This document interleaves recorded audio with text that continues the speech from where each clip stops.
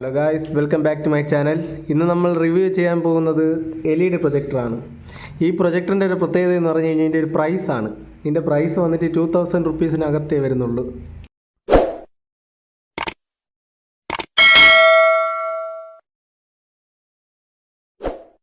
ഇതിൻ്റെ അകത്തുള്ള സംഭവങ്ങൾ ഞാൻ കാണിച്ചു തരാം നിങ്ങൾക്ക്. ഫസ്റ്റ് നമുക്ക് ബോക്സ് ഒന്ന് ഓപ്പൺ ചെയ്യാം.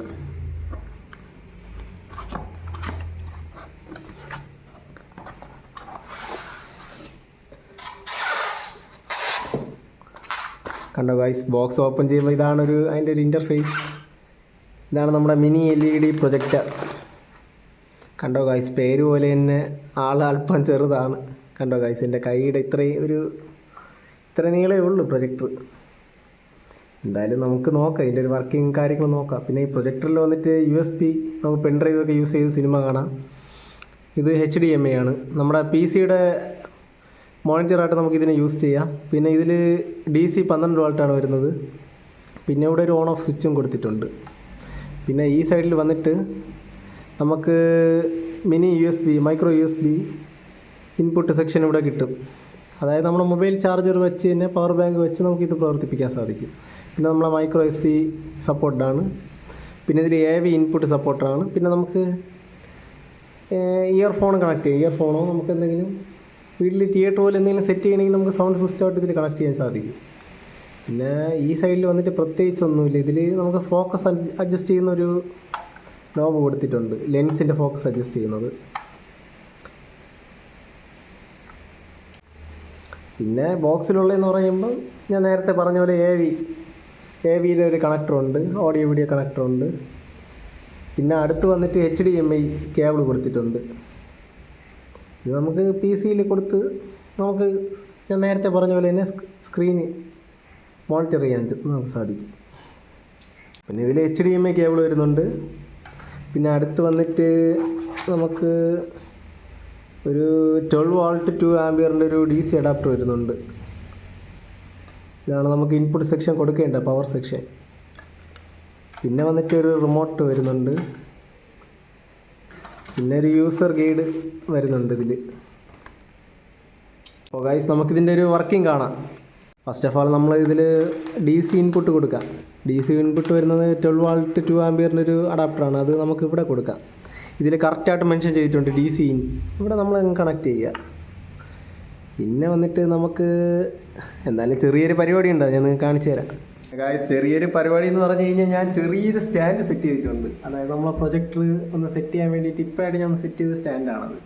ഇവിടെ ഞാൻ 2 ഹോൾ അടിച്ച് ഫിഷർ കൊടുത്ത്, പിന്നെ അങ്ങനെ ഇത് പഴയ അലുമിനിയം ഷീറ്റാണ്. പിന്നെ അങ്ങനെ ചെറിയൊരു പരിപാടി ചെയ്തു ഗായ്സ്.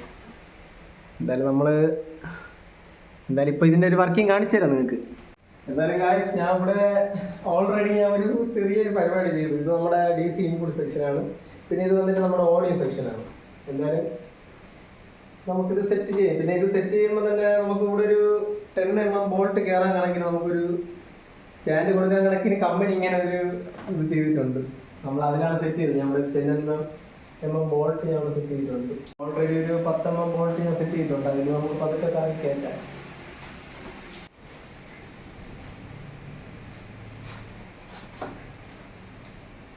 ഗായ്സ്, നമ്മൾ പ്രൊജക്ടർ സെറ്റ് ചെയ്തു. ഇനി അതിൻ്റെ കണക്ഷൻസ് കൊടുക്കാം. ഫസ്റ്റ് നമുക്ക് ഓഡിയോ സെക്ഷൻ്റെ കണക്ഷൻ തന്നെ കൊടുക്കാം. ഓഡിയോ സെക്ഷനിൽ പുറകിലാണ് കണ്ടു ഗൈസ്. നമുക്ക് ഓഡിയോ സെക്ഷൻ കൊടുക്കാം. എന്നിട്ട് ഇത് 12 വോൾട്ട് 2 ആംപിയറിൻ്റെ DC സപ്ലൈ ആണ്. അത് നമുക്ക് ഇവിടെ കൊടുക്കാം.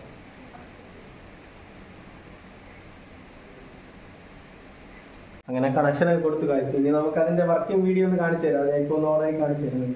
ഓണാക്കുന്നതിന് മുമ്പേ നമുക്ക് റിമോട്ടിലൊന്ന് ബാറ്ററി ഇടാം, ഇല്ലെങ്കിൽ അവിടെ കയറി ഓണാക്കേണ്ടി വരും. ഈ ബാറ്ററി നമുക്ക് ആഫ്റ്റർ മാർക്കറ്റിൽ നമ്മൾ വാങ്ങേണ്ടി വരും. ഇതിൽ കൂടി ബാറ്ററി ഇൻക്ലൂഡഡ് അല്ല. പിന്നെ അങ്ങനെ നമ്മൾ ബാറ്ററി അതിലിടാൻ പോവുകയാണ്. അങ്ങനെ ഫൈനലി ഗായ്സ്, നമ്മളിപ്പോൾ എല്ലാത്തിൻ്റെ കണക്ഷൻ കൊടുത്തു. നമ്മുടെ പ്രൊജക്ടർ ഒന്ന് ഓണായി. നിങ്ങൾക്ക് എത്രത്തോളം കാണാൻ പറ്റുന്നുണ്ടെന്ന് അറിയില്ല. കണ്ടോ ഗായ്സ്, റെഡ് ലൈറ്റ് കത്തുന്നത്. നമുക്കപ്പോൾ ലൈറ്റ് ഒന്ന് ഓഫ് ചെയ്യാം.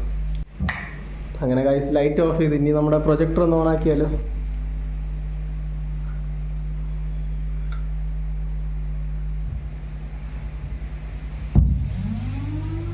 കണ്ടോ ഗായ്സ്, പ്രൊജക്ടർ ഓണായി. നമ്മുടെ പ്രൊജക്ടർ ഓണായി ഗായ്സ്. ഗായ്സ് ഫൈനലി നമ്മുടെ പ്രൊജക്ടർ ഓണായി. ഇനി അതിൻ്റെ ലെൻസ് ഒന്ന് നമുക്ക് ഫോക്കസ് ചെയ്യണം. കുറച്ചിങ്ങോട്ട് നീക്കി വയ്ക്കാം. ലെൻസ് ഫോക്കസ് ചെയ്യുമ്പോൾ കുറച്ചും കൂടി ക്ലിയർ കിട്ടും ഗായ്സ്. ക്ലിയർ കിട്ടി. കണ്ടോ ഗായ്സ്, ഇത്രയും ക്ലിയർ നമുക്ക് കിട്ടും ഈ ഒരു പ്രൊജക്ടറിൽ നിന്ന്. ഇനി നമുക്കൊരു USB കണക്ട് ചെയ്ത് ഒരു മൂവി ഇട്ട് നോക്കിയാലോ. അങ്ങനെ നമ്മളൊരു USB എടുത്തിട്ടുണ്ട്. ഇനി നേരെ ഇതിലേക്ക് കൊടുക്കാം. അങ്ങനെ ഗായ്സ് USB ഇതിൽ കണക്ട് ചെയ്തു. ഇനി നമുക്ക് റിമോട്ട് വഴി ഒരു മൂവി ഇട്ട് നോക്കാം. ഇതിന് എൻ്റെ വീട്ടിലെ സൗണ്ട് സിസ്റ്റത്തിൽ ഇത് ഞാൻ കണക്ട് ചെയ്തിട്ടുണ്ട് ഇതിൻ്റെ. അപ്പോൾ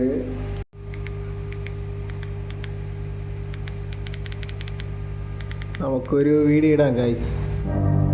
കണ്ടോ ഗായ്സ്, ഇത്രയും ക്വാളിറ്റി നമ്മുടെ ഈ മിനി പ്രൊജക്റ്റിൽ കിട്ടുന്നുണ്ട്. പിന്നെ സൗണ്ട് ഞാൻ എൻ്റെ ഇവിടുത്തെ സൗണ്ട് സിസ്റ്റത്തിന് ഞാൻ കണക്ട് ചെയ്തിട്ടുണ്ട്.